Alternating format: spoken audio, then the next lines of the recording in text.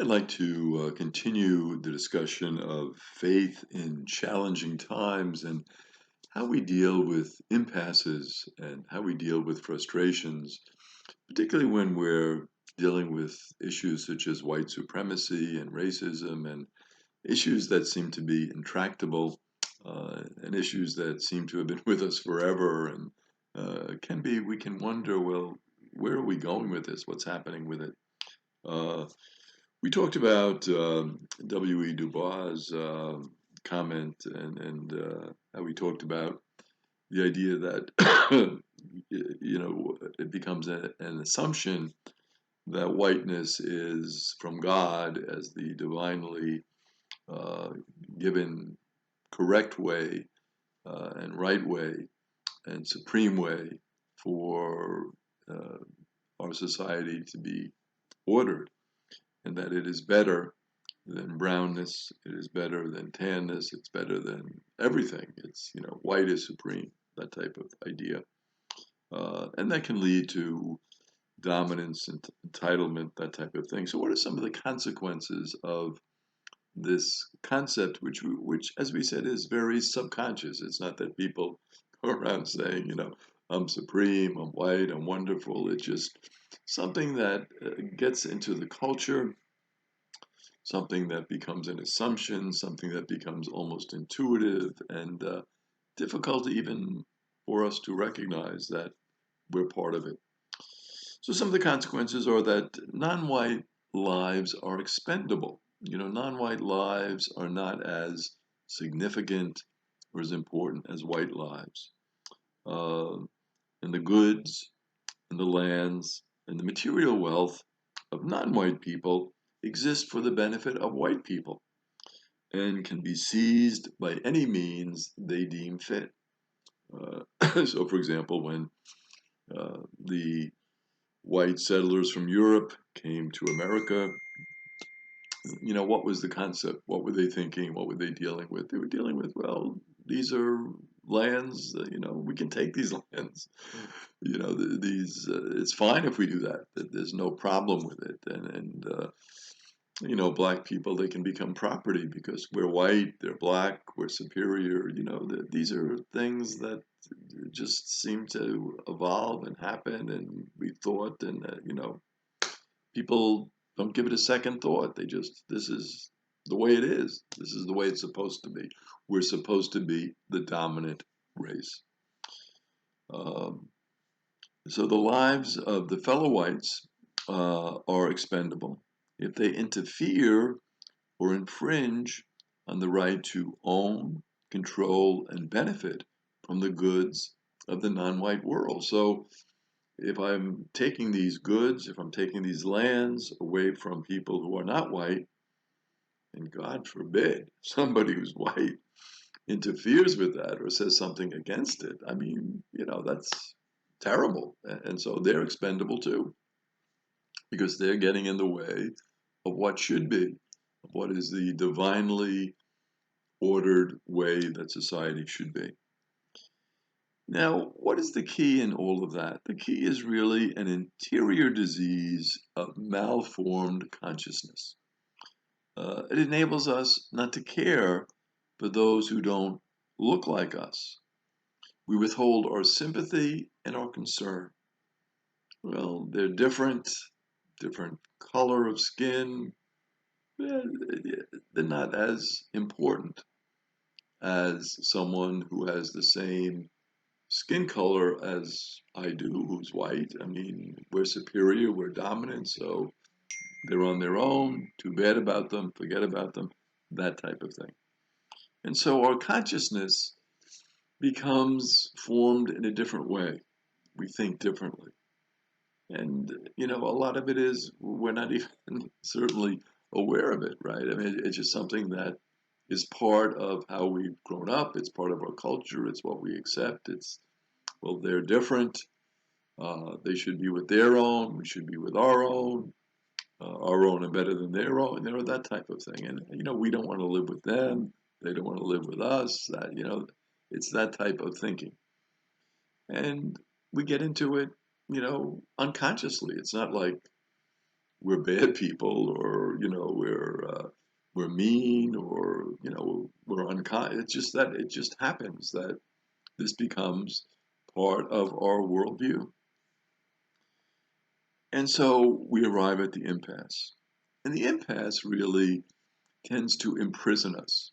It imprisons us both individually and socially. And so, how to get out of the impasse? Well, the best way is to turn to prayer. And prayer gives us the perspective that God loves us. And when we have that perspective, that we are loved by God, things are different. We realize deeply that God cares about us. We are loved. And we are loved with an eternal, everlasting love. What does it lead to? It leads to nonviolent, selfless, liberating action.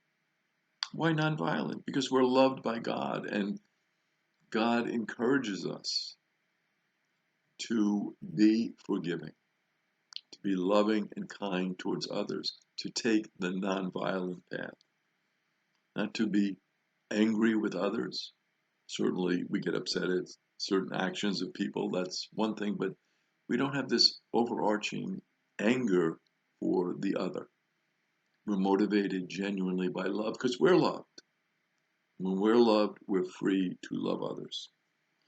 We become selfless because when we're loved and we're filled with that love, and that love becomes one with us, and that love dwells in us, we can then be selfless and not think of the self because we're loved. We can think of others because we're loved and we want to share love with others. And it leads to liberating action. It leads to being free ourselves and wanting to make sure other people are free. We want to make sure that there is no slavery, there's no oppression, there's no injustice, because we are loved. And the final thing that dwells from that prayer, that flowers from that prayer, is community. We want to be one with others. They might have different political viewpoints, sure. They might have different religious persuasions, of course. They might have different nationalities, yes. They might have different color of skin, yes, but we want community. We want community with all because we realize that when we are loved by God, we're called to love others, and we realize also that God loves all, everyone.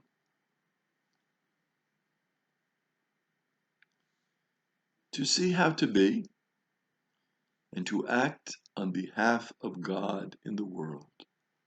This is contemplative purification. We see how to be, and we see how to act.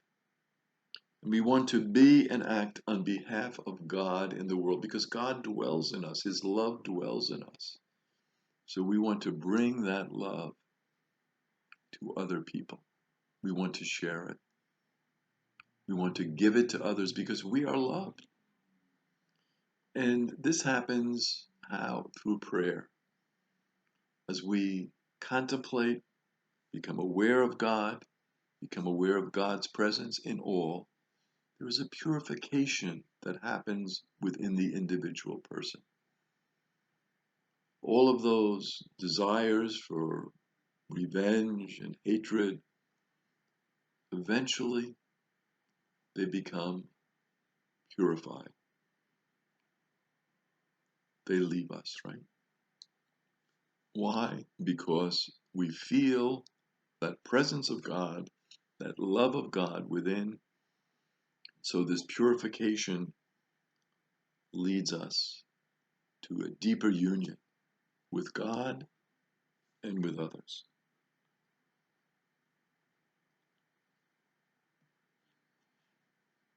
The ultimate goal is what we call a profound contemplative union. and that is the fullness of Christ consciousness, God consciousness. Some people use mindfulness. Some people talk about union. It is a profound contemplative experience where we are one with our surroundings, we're one with creation, we're one with all in community, and we are one with our God. And so we respond to the challenges of this time. We respond to those impasses. We respond to those subconscious, unconscious feelings that we have about superiority and dominance.